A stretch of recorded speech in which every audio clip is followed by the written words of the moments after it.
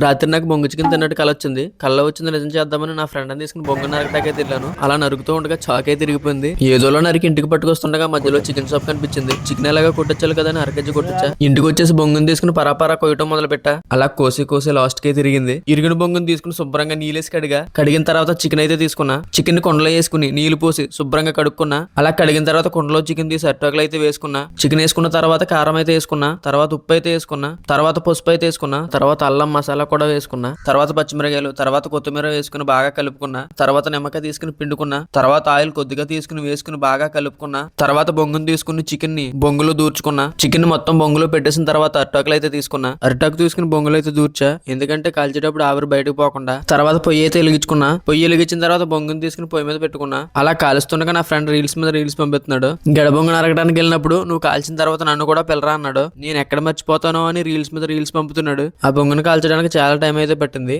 Sound చూడండి ఎలా వస్తుందో.